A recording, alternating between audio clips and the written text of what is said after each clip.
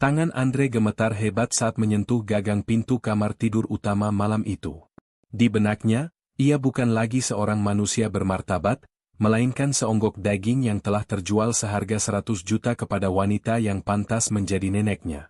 Ia sudah membayangkan skenario terburuk tentang nafsu, dominasi, dan harga diri yang akan diinjak-injak di atas ranjang mewah majikannya. Namun, saat pintu terbuka, apa yang menyambutnya bukanlah aroma gairah atau tuntutan fisik yang ia takutkan, melainkan sebuah pemandangan ganjil yang seketika menghantam logikanya hingga hancur berkeping-keping. Ini bukanlah kisah cinta beda usia yang romantis, bukan pula sekadar cerita tentang silau harta yang membeli segalanya. Ini adalah narasi kelam tentang transaksi jiwa, keputusasaan yang memaksa batas moral, dan bagaimana sebuah malam pertama yang paling ditakuti justru menjadi awal terbukanya kotak Pandora berisi rahasia besar yang selama ini disembunyikan sang majikan di balik tembok emas vilanya yang dingin. Riyadh bukan sekadar kota, ia adalah monster yang disepuh emas. Di bawah terik matahari yang memanggang akal sehat, gedung-gedung pencakar langit berdiri sombong, menertawakan makhluk kecil sepertiku yang merayap di bawah bayangannya. Namaku Andre, 27 tahun, dan aku adalah sampah di mata kota ini. Aku bukan pahlawan devisa seperti yang digemborkan pemerintah. Aku hanyalah budak modern yang terjebak dalam jaring kemiskinan struktural. 6 bulan lalu, aku meninggalkan Jawa Tengah dengan satu tujuan, uang. Bukan untuk masa depan, tapi untuk menutup lubang masa lalu. Utang rentenir yang mencekik leher bapak dan ibu di kampung telah mencapai titik nadir. Bunga berbunga, menciptakan jerat setan yang tak mungkin putus. Setiap malam, di kamar sempit asrama pelayan yang berbau apek, aku menghitung rial demi rial yang tak pernah cukup. Gaji sebagai tukang kebun di villa mewah milik Nyonya Salma hanyalah remah roti. Pagi itu, teror datang lagi. Ponselku bergetar, membawa suara ibu yang pecah oleh tangis. Rumah akan disita besok, Le. Bapakmu muntah darah lagi. Kalimat itu bukan sekadar berita, itu adalah vonis mati. Jantungku serasa diremas tangan tak kasat mata. Aku butuh uang dalam jumlah gila, sekarang juga. Logika moralitas mulai kabur saat perutmu lapar dan keluargamu sekarat. Saat itulah panggilan itu datang. Bukan dari Tuhan, tapi dari majikanku. Andre, ke ruanganku. Sekarang. Suara Salma terdengar datar melalui interkom. Aku melangkah masuk ke ruang kerja pribadinya yang beraroma gaharu dan uang lama. Salma duduk di sana, di balik meja mahoni raksasa, tampak seperti ratu yang sedang meninjau jajahan. Ia tidak berbasa-basi. Matanya yang tajam menelanjangiku, menilai-nilaiku bukan sebagai manusia, tapi sebagai aset. Saya tahu masalahmu, Andre. Rentenir, rumah, bapakmu, ucapnya dingin. Bahasa Indonesianya sempurna, tanpa aksen, yang justru menambah kengerian. Ia tahu segalanya. Ia telah merisetku. Saya punya tawaran bisnis, lanjutnya, meletakkan selembar cek di atas meja. Menikahlah denganku. Kontrak 1 tahun. Gaji 100 juta rupiah per bulan di luar kebutuhan hidup. Dunia berhenti berputar. 100 juta. Angka itu menari-nari di depanku, mengejek kemiskinanku. Tapi syaratnya? Menikahi wanita 65 tahun ini. Janda kaya raya yang bisa membeli 10 orang sepertiku sebelum sarapan. Ini gila, Nyonya, suaraku tercekat. Saya seumur cucu Anda. Ini bisnis, Andre. Bukan romansa picisan, potongnya tajam. Saya butuh status. Kamu butuh uang. Simbiosis mutualisme. Apakah harga dirimu lebih mahal dari nyawa bapakmu? Pertanyaan itu menohok ulu hatiku. Iya benar. Harga diri adalah kemewahan orang kaya. Orang miskin tidak punya hak untuk memiliki ego. Aku membayangkan tubuh bapak yang ringkih diseret keluar dari rumah gubuk kami. Lalu aku melihat Salma, wanita tua yang menawarkan jaring pengaman dengan harga jiwaku. Aku merasa jijik. Jijik pada sistem yang memiskinkanku, jijik pada Salma yang memanfaatkan keadaan, dan yang paling parah, jijik pada diriku sendiri yang mulai menimang tawaran itu. Ini adalah pelacuran terselubung. Legal di mata hukum, sah di mata agama, tapi busuk di dalam hati. 3 hari, katanya. Berikan jawabanmu atau silakan pulang ke Indonesia dan lihat keluargamu hancur. Aku keluar dari ruangan itu dengan perasaan kotor. Matahari Riyadh terasa membakar kulitku, seolah tahu dosa apa yang akan segera kulakukan. Aku bukan lagi manusia, aku adalah komoditas yang sedang ditawar. Dan yang mengerikan adalah, aku tahu aku akan terjual. 3 hari kemudian, aku menjual jiwaku. Di atas kertas bermaterai, dengan tanda tangan gemetar, aku menyerahkan kebebasanku kepada Salma binti Abdullah. Prosesi ijab kabul itu berlangsung di ruang tamu villa yang tertutup rapat, disaksikan oleh 2 orang asing yang dibayar mahal untuk tutup mulut dan seorang ulama yang tampaknya tidak peduli pada ketimpangan usia yang mencolok di hadapannya. Saya terima nikahnya. Lidahku terasa keluh, seolah menelan paku. Saat kata, sah, bergema, tidak ada malaikat yang turun memberkati. Yang ada hanya suara notifikasi transfer bank di ponselku. 100 juta rupiah pertama telah masuk. Ibu menelepon, menangis bahagia karena utang lunas, tidak tahu bahwa anak laki-lakinya baru saja menjadi pelacur legal bagi seorang nenek kaya. Malam itu, status sosialku dikatrol paksa. Barang-barangku yang sedikit dipindahkan dari kamar pelayan yang pengap ke East Wing, sayap timur villa yang selama ini terlarang. Kamar itu lebih luas dari rumahku di kampung. Kasur king size dengan spray sutra, karpet Persia, dan kamar mandi marmer. Namun, kemewahan itu terasa seperti jeruji besi. Aku berdiri di depan cermin besar, menatap sosok asing yang mengenakan jubah tidur sutra. Andre si tukang kebun sudah mati. Kini yang ada adalah Andre, suami simpanan. Rasa bersalah menggerogoti perutku. Aku merasa seperti barang dagangan yang baru saja dipajang di etalase. Salma tidak langsung menemuiku setelah akad. Ia membiarkanku beradaptasi, atau mungkin ia sedang menikmati ketakutanku. Selama seminggu pertama, interaksi kami sangat aneh. Kami makan malam bersama di meja panjang yang memisahkan kami sejauh 2 meter. Ia bertanya tentang cuaca, tentang makanan, seolah-olah kami adalah rekan bisnis yang canggung, bukan suami istri. Namun, ketegangan itu nyata. Setiap kali matanya menatapku, aku merasa ia sedang menghitung investasinya. Kapan ia akan menagih haknya? Kapan aku harus melayaninya di ranjang? Pikiran itu membuatku mual. Jarak usia 38 tahun itu bukan sekadar angka, itu adalah jurang evolusi. Membayangkan kulit keriputnya bersentuhan dengan tubuhku membuat keringat dinginku mengucur. Aku mencoba merasionalisasi. Ini pekerjaan batinku. Anggap saja kerja rodi, tapi di kasur empuk, namun, hati nurani tidak bisa dibohongi. Aku merasa telah melacurkan satu-satunya hal yang murni dalam hidupku, keintiman. Pada malam ke-7, ketakutan itu mewujud nyata. Seorang pelayan mengetuk pintuku. Nyonya Salma menunggu Anda di kamar pribadinya, Tuan Andre, ucap pelayan itu tanpa ekspresi, seolah sedang mengantar domba ke tempat jagal. Jantungku berdegup kencang, nyaris meledak. Waktunya telah tiba. Pemilik modal ingin menikmati asetnya. Aku berjalan menyusuri lorong panjang yang remang-remang, langkahku berat seperti terpidana mati. Di kepalaku, aku memutar skenario-skenario terburuk. Apakah ia akan memaksaku? Apakah ia punya fantasi liar? Apakah aku harus meminum obat kuat? Aku sampai di depan pintu jati ukiran Jepara yang kokoh. Tanganku gemetar saat meraih gagang pintu.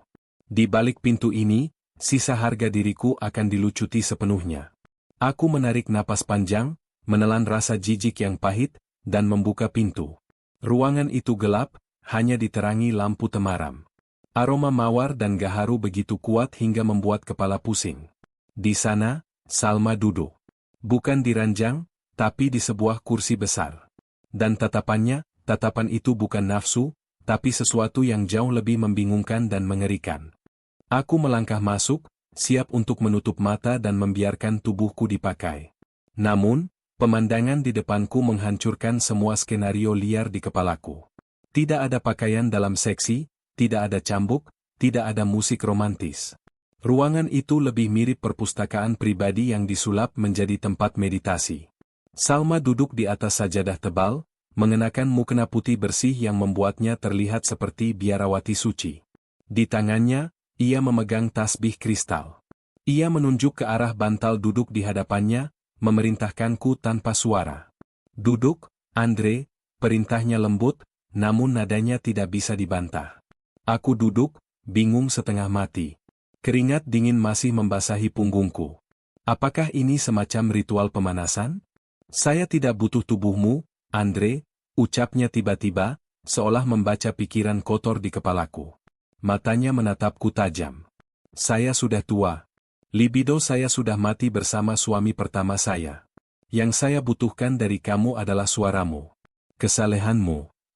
Ia menyodorkan sebuah Al-Quran bersampul beludru hijau. Bacakan surat Ar-Rahman. Sekarang. Dengan tartil yang bagus. Saya ingin mendengar suara laki-laki muda yang suci melantunkan ayat Tuhan di kamar saya. Aku ternganga. Ini lebih gila daripada seks. Ia membayarku 100 juta sebulan bukan untuk menjadi gigolo fisik, tapi gigolo spiritual? Ia membeli image kesalehan dariku? Ada rasa lega yang luar biasa, tapi di saat yang sama, rasa tersinggung yang aneh. Ia memperlakukanku seperti tape recorder berjalan. Ia mengobjektifikasi agamaku, suaraku, untuk kepuasan batinnya sendiri. Dengan tangan gemetar, aku membuka mushaf. Aku mulai membaca. Ar-Rahman, suaraku bergetar di awal, tapi perlahan menjadi stabil. Aku melirik Salma. Ia memejamkan mata, kepalanya bergoyang pelan mengikuti irama bacaanku, air mata menetes di pipinya. Ia terlihat seperti sedang mengalami ekstase spiritual. Selesai membaca, keheningan menyelimuti ruangan. Salma membuka mata, menatapku dengan kepuasan seorang kolektor yang baru saja mendapatkan lukisan langka. Indah, bisiknya. Kamu tahu kenapa aku memilihmu, Andre? Karena matamu terlihat putus asa tapi masih punya Tuhan. Itu komoditas langka di Riyadh. Malam itu, ia membuka kartu asnya. Ia mengajakku keluar dari villa, melewati pintu rahasia di taman belakang menuju sebuah bangunan tersembunyi. Di sana, aku melihat pemandangan yang mengejutkan. Belasan pria, TKI, sopir, buruh bangunan, sedang tidur di ranjang susun. Ada yang diperban, ada yang cacat. Ini suaka priaku, kata Salma bangga. Aku menyelamatkan mereka dari majikan-majikan biadab. Tapi, di Arab Saudi, seorang janda kaya menampung banyak lelaki asing di rumahnya adalah skandal besar. Aku butuh kamu, Andre. Aku butuh suami sebagai tameng hukum. Sebagai boneka yang sah agar polisi syariah tidak menggerebek tempat ini. Kenyataan menghantamku. Aku bukan suami. Aku bukan juga kekasih. Aku adalah bemper. Aku adalah kedok legalitas agar Salma bisa bermain menjadi Tuhan penolong bagi orang-orang ini. 100 juta itu adalah uang tutup mulut dan sewa identitas. Jadi saya hanya properti? Tanyaku getir. Kamu adalah mitra, Andre, koreksinya dingin. Dan mitra yang baik tidak banyak bertanya. Sekarang, kembali ke kamarmu. Besok kita punya sandiwara keluarga yang harus dimainkan. Aku kembali ke kamar mewaku dengan perasaan kosong. Aku selamat dari zina, tapi aku merasa lebih kotor. Aku adalah bagian dari kebohongan besar yang dibungkus dengan niat mulia. Rahasia di Riyadh tidak pernah bertahan lama, apalagi jika menyangkut uang dan darah. 2 bulan setelah pernikahan kami, badai itu datang. Paman Khalid, kakak tertua Salma dan patriark keluarga, memanggil kami. Undangan itu bukan untuk makan malam, tapi untuk eksekusi. Kami tiba di mensyahan utama klan Abdullah. Ruang tamunya lebih mirip ruang sidang pengadilan. 10 pasang mata menatapku dengan jijik yang tak ditutup-tutupi. Bibi Fathiyah, sepupu Salma yang mulutnya setajam silet, langsung meludah ke lantai saat aku masuk. Lihat apa yang dibawa kucing ke dalam rumah, desisnya. Seorang tikus got dari Jawa. Salma menggenggam tanganku. Bukan genggaman mesra, tapi cengkeraman besi. Ia sedang menahan asetnya agar tidak lari. Jaga sikapmu, Fathiyah. Dia suamiku. Suami? Paman Khalid tertawa menggelegar, suara yang mengerikan. Dia pelayan, Salma. Kamu membeli pelayan untuk memuaskan masa tuamu yang kesepian? Kamu mempermalukan nama Abdullah. Mereka menyerangku bertubi-tubi. Kata-kata mereka seperti cambuk. Parasit. Gigolo. Sampah, aku hanya bisa menunduk, menelan ludah yang terasa seperti empedu. Aku ingin berteriak bahwa aku melakukan ini demi orang tuaku, tapi itu hanya akan membuktikan bahwa aku memang pelacur. Ceraikan dia sekarang, perintah Khalid, melempar dokumen ke meja. Atau kami cabut semua sahammu di perusahaan keluarga. Kami bekukan asetmu. Kami hancurkan restoranmu. Kamu akan jadi gelandangan, Salma. Aku menatap Salma. Wanita rasional dan transaksional itu pasti akan memilih uang. Aku sudah siap untuk dibuang. Kontrak selesai, pikirku. Namun, Salma berdiri. Wajahnya merah padam, bukan karena malu, tapi karena amarah. Egonya terusik. Bagi Salma, ini bukan soal aku. Ini soal kendali. Ia tidak sudi didikte oleh laki-laki tua bangka, bahkan kakaknya sendiri. Kalian pikir bisa membeliku dengan ancaman? Suara Salma bergetar menahan murka. Ambil semuanya. Ambil saham itu. Ambil villa itu. Aku lebih rela hidup di gubuk daripada harus tunduk pada kemunafikan kalian. Ruangan itu hening. Aku terbelalak. Ia memilihku? Bukan, ia memilih pemberontakannya. Aku hanyalah simbol dari perlawanannya. Ayo, Andre, ia menarikku keluar. Kita tidak butuh uang mereka. Malam itu juga, konsekuensinya terasa. Kartu kredit Salma ditolak. Akses ke villa utama dicabut. Para pelayan dipecat atau pergi karena takut pada paman Khalid. Dalam waktu 24 jam, Salma yang agung kehilangan istananya. Kami pindah ke sebuah rumah tua bata merah di pinggiran Riyadh, satu-satunya properti atas nama pribadi Salma yang luput dari cengkeraman keluarga. Rumah itu kecil, berdebu, dan panas. Maaf, Nyonya, kataku saat kami menurunkan koper. Anda kehilangan segalanya karena saya. Salma menatapku, matanya menyala dalam kegelapan. Jangan ger, Andre. Aku melakukan ini untuk diriku sendiri. Mereka pikir uang adalah Tuhan. Aku akan buktikan mereka salah. Di rumah sempit itu, tanpa pelayan, tanpa kemewahan, topeng kami mulai retak. Ratu dan budaknya kini terjebak dalam satu perahu bocor yang sama. 6 bulan di rumah bata merah itu mengubah segalanya. Kemiskinan, atau setidaknya penurunan status kelas sosial, adalah equalizer yang hebat. Salma tidak bisa lagi memerintah dengan telunjuknya karena tidak ada yang bisa diperintah selain aku, dan aku mulai memiliki posisi tawar. Gajiku dipotong menjadi 50 juta, lalu 20 juta. Akhirnya, Salma berkata jujur, aku tidak bisa menggajimu lagi bulan ini, Andre. Saat itu, aku punya pilihan. Pergi dan kembali ke Indonesia karena kontrak sudah dilanggar, atau tetap tinggal. Aku melihat wanita tua itu, yang dulu angkuh seperti Fir'aun, kini berlumuran tepung di dapur sempit, mencoba membuat pesanan catering untuk bertahan hidup. Tangannya yang dulu memakai cincin zamrud kini kapalan terkena pisau dapur. Ada rasa iba, dan anehnya, rasa hormat. Dia petarung. Dan dia melindungiku, tameng hidupnya, sampai titik darah penghabisan asetnya. Saya tidak butuh gaji, Salma, kataku, mengambil alih adonan dari tangannya. Tapi mulai sekarang, saya bukan pegawaimu. Saya suamimu. Di rumah ini, suara saya didengar. Itu adalah kudeta tak berdarah. Dinamika berubah. Aku yang mengurus pengiriman, aku yang bernegosiasi dengan pemasok pasar, aku yang menyetir mobil pick-up butut kami. Salma, untuk pertama kalinya, belajar mendengarkan. Kami membangun kembali puing-puing hidup kami. Usaha catering, dapur Salma, mulai dikenal, bukan karena nama besarnya, tapi karena rasanya. Tetangga sekitar yang sederhana mulai menghormati kami. Mereka melihat sepasang suami istri yang aneh, pemuda Jawa dan nenek Arab, yang bekerja bahu-bahu. Keluarga besar Salma mengawasi dari jauh.